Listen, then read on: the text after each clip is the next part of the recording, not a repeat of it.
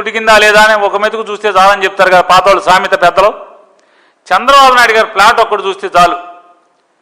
చంద్రబాబు నాయుడు గారికి ఇవాళ ఇల్లు కడుతున్నారు. ఇల్లు కట్టేటువంటి E6 రోడ్డు అంట దాని పేరు. E6 రోడ్డు ఎక్కడ ఉందంటే ఇవాళ ప్రస్తుతం ఉన్నటువంటి పాత సచివాలయానికి ఒక బజార్ వెనకాల ఉంది. అంటే వెనకాల బజారు కాకుండా దానికి అవతల బజారు. E6 ప్లాట్ అది. కొత్త సచివాలయం ఎదురుగుండా, హైకోర్టుకు ముందు, అసెంబ్లీకి పక్కన. అక్కడ 2024లో వారికి ప్లాట్లు కేటాయిస్తారు. అందరూ కలిసి కంచర్ల కిషోర్ గారు ముఠా అంతా ఉంది. వాళ్ళకి మొత్తం 30 ఎకరాలు వాళ్ళు ఇచ్చారంట. 30 ఎకరాలకి 5 ఎకరాల చిల్లర ఒకటే ప్లాటు సెక్రటేరియట్ ముందు, హైకోర్టు అంటే వీళ్ళ ఇంటి ముందు సెక్రటేరియట్ ఉంటుంది, ఇంటి వెనకాల హైకోర్టు ఉంటుంది, ఇంటి పక్కన అసెంబ్లీ ఉంటుంది, ఇంటి ముందు పెద్ద రోడ్డు ఉంటుంది. 2024లో వాళ్ళకి ప్లాట్ ఇస్తారు, వాళ్ళకి ప్లాట్ ఇస్తారు అక్కడ. మరి అప్పుడు దాకా 2024 దాకా ఈ కంచర్ల వాళ్ళకి ప్లాట్లు ఎందుకు ఇవ్వలేదు? ఇప్పుడు కొత్తగా ఎందుకు ఇస్తున్నారు? ఎందుకు ఇస్తున్నారంటున్నా. 2024లో చంద్రబాబు నాయుడు గారు మళ్ళీ ఆంధ్ర రాష్ట్రం విడిపోయిన తర్వాత రెండోసారి ముఖ్యమంత్రి అయిన తర్వాత ఇప్పుడు మాత్రమే ఎందుకు ఇచ్చారు? 2024లో వాళ్ళకి ప్లాట్ కేటాయిస్తారు. 2025లో చంద్రబాబు నాయుడు గారు కొనుక్కుంటారు.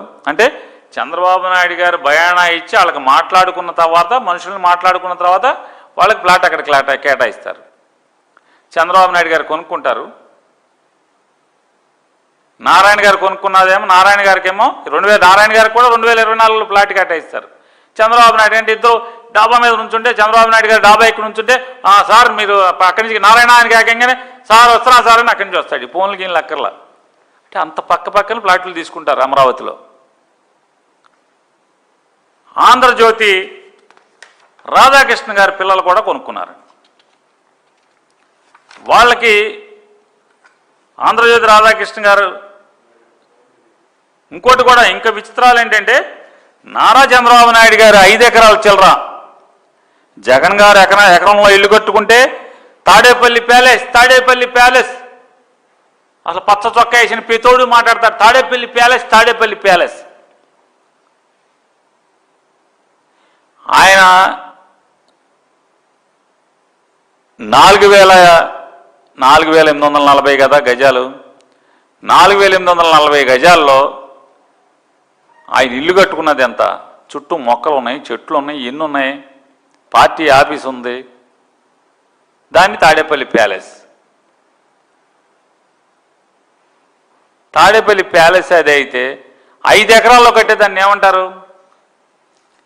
5 ఎకరాల్లో ఇల్లు కడుతున్న దాన్ని ఏమంటారు? ఆ కట్టుకునేవాడిని ఏమంటారు? చంద్రబాబు నాయుడికి చెప్పండి. ఎంత విచిత్రాలు జరుగుతాయంటే నారాయణ గారేమో ఏమయ్యా మమ్మల్ని తాకట్టు పెట్టి అప్పు తీస్తున్న నాలాంటి వాడు ఉంటాడు. ఏమయ్యా మంత్రి నారాయణ గారు ఈ మధ్య నారాయణ గారు అంటే సిపిఐ నారాయణ గారు మనం ఎప్పుడు అడుగుతున్నాడు, నువ్వు నారాయణ పిల్లలు నన్ను ప్రశ్నిస్తున్నావు అనుకుంటున్నాను అన్నాడు సిపిఐ నారాయణ గారు. ఇక ఆయన మరి పేరన్నా లేదు, సిపిఐ నారాయణ గారు అని అనాలి, లేదా మంత్రి నారాయణ గారు అనాలి. మంత్రి నారాయణ గారిని క్లారిటీ ఇచ్చేస్తాం, మీరు కాదు, మంత్రి నారాయణ గారు.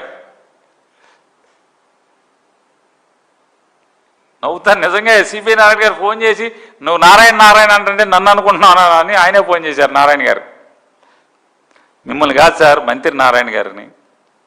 పొంగూరు నారాయణ ఏదో ఉంది ఆయన పేరు, పొంగూరు నారాయణ గారిని.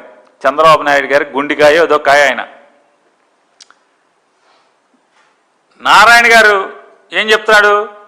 నాలాంటి వాడు మాట్లాడుతుంటే ఏం నారాయణ గారు, చంద్రబాబు నాయుడు గారు ఈ పాపం ఏంటి మీకు?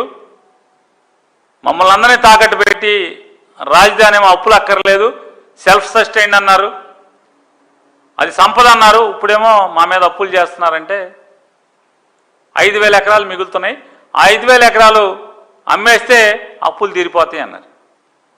చంద్రబాబు నాయుడు గారు సచివాలయం ఎదురుగుండా హైకోర్టుకి సచివాలయం, హైకోర్టు, అసెంబ్లీ మూడింటి మధ్యలో ప్లాట్ తీసుకుంటే 7,500 రూపాయలకి గజాన్ని 2025లో వారు కొనుగోలు చేశారు. వారి కోళ్ళ గారు సంతకాలు పెట్టారు. వారి కోళ్ళ గారే వచ్చి సిగ్నేటరీ కింద లోకేష్ గారు, శ్రీమతి గారు వచ్చి అక్కడ పొలం కొనుక్కున్నారు. పొలం కొనుక్కున్నామని ఏడుపు కాదు. ఈ 2024లో వాళ్ళకి అక్కడ ఎట్లా ప్లాట్ వచ్చింది, ఎలా వచ్చింది, కొత్తగా ఎందుకు ఇచ్చారు అక్కడ ప్లాటు, దాన్ని మీరే ఎందుకు కొనుక్కున్నారు? ఎందుకంటే మీరు కొనుక్కుంటామన్న తర్వాత బేరం కుదిరాక వాళ్ళకి అక్కడ ప్లాట్ ఇచ్చారు కదా. నారాయణ గారికి అక్కడికి వచ్చింది, మామూలు రైతులకు ఎందుకు రాదు అని అడుగుతున్నాను. ఇంకొకటి ఏంటంటే చంద్రబాబు నాయుడు గారి ప్లాట్ సరిహద్దులు చూస్తే ఒకే రెండేపుల రోడ్లు, ఒకేపు మూడేపుల రోడ్లు, ఒకేపు ఖాళీ ఇళ్ల నిర్మాణానికి పనికొచ్చే ప్లాట్లు అని చెప్పాము. రిజిస్ట్రేషన్లో ఉంటుంది, రిజిస్టర్ ఆఫీసులో, రిజిస్ట్రేషన్లో, కాగితాల్లో. ఇవాళ ఆ ప్లాన్ చూస్తే గ్రీన్ బెల్ట్ మొత్తం చంద్రబాబు నాయుడు గారి ఇంటి ఆనుకున్న సరిహద్దు ముక్క 3,800 గజాలు, అంటే సుమారుగా 1 ఎకరం మిగిలింది. ఆ ఎకరం గ్రీన్ బెల్ట్ అయిపోయింది. చంద్రబాబు నాయుడు గారి ఇల్లు రిజిస్ట్రేషన్, ఆ స్థలం రిజిస్ట్రేషన్ చేసుకోగానే అది గ్రీన్ బెల్ట్ అయిపోయింది. రెసిడెన్షియల్ ఏరియాల్లో గ్రీన్ బెల్ట్ అయిపోయింది. మరి సిఆర్డీఏ ప్లాన్ ఏమైంది అంటే చంద్రబాబు నాయుడు గారి ఇంటి పక్కన ఎవడు నైబర్ ఉంటాకి లేదు, వాడకట్లో ఎవడో పక్కింటోడు ఎవడు ఉండకూడదు. ఏ మందడం రైతో, లేదా కృష్ణాపాలెం రైతో, లేదా ఏదో కూరు రైతు వచ్చేవాడు కదా. పోనీ రాధాకృష్ణ గారికి ఇవ్వచ్చుగా, రాధాకృష్ణ గారు కొడుకు కూతురు కూడా ఇచ్చారుగా, వాళ్ళకి ఏమన్నా ఇవ్వచ్చుగా. లేదు, ఎవడో ఉంటాకి లేదు. పోనీ ఎవడో తెలుగుదేశం కార్యకర్త కన్నా ఇవ్వచ్చు కదా. లేదు, సమస్య లేదు, మొత్తం గ్రీన్ బెల్ట్. అంటే అమరావతి అనే దాంట్లో ఎంత అడ్డగోలుగా జరుగుతున్నాయి, అక్రమాలు జరుగుతున్నాయి అనే దానికోసమే విశదీకరించటానికి, ప్రజలకి చెప్పటానికి, చంద్రబాబు నాయుడు గారిని నిలదీయటానికి, ఈ పాపాలు ఏంటండి అని చెప్పి చెప్పడం కోసమే, తప్పు కదా అయ్యి అని చెప్పటానికి. ఇవాళ 7,500 గజానికి చంద్రబాబు నాయుడు గారు సెక్రటరియట్ ముందు కోర్టుకు వీటిలో మధ్యలో కొంటాడు. 5,000 ఎకరాలు నా దగ్గర ఉన్నాయి, మిగులుతుంది గవర్నమెంట్ దగ్గర, 5,000 ఎకరాలు మేము అమ్మేసేసి అప్పు తీరుస్తూ ఉంటాడు. ఎట్లా 7,500 ఇంటూ 5,000 ఎకరాలతో కొడితే ఎక్కడవుతుంది? అవ్వట్లేదు కదా. 20,000 కోట్లు కూడా రావట్లేదు కదా. కానీ ఇప్పటికే మీరు 50,000 కోట్లు అప్పు చేశారు కదా అమరావతి పేరు మీద. వడ్డీలతో ఎంత అవుతుంది? 9%, 10% వడ్డీలకి తెస్తారు, 11% వడ్డీకి తెస్తారు. వడ్డీకి తెచ్చి కడతామంటారు. ఎప్పుడు కడతారు? ఇంతవరకు రాజధాని రైతులకి ప్లాట్లు ఎందుకు ఇవ్వట్లేదు? ఫస్ట్ ఫేజ్ రైతులకి ప్లాట్లు ఎందుకు ఇవ్వట్లేదు? ఇవ్వకపోగా మీరేమో కోర్ క్యాపిటల్లో 5 ఎకరాల 17 సెంటర్లో మీరు ఇల్లు కట్టుకుంటారు. మీ ఇంటి పక్కన ఎవడో రాకూడదని చెప్పి, ఏ రైతుకి ప్లాట్ రాకూడదని దాన్ని గ్రీన్ బెల్ట్ చేసేస్తారు.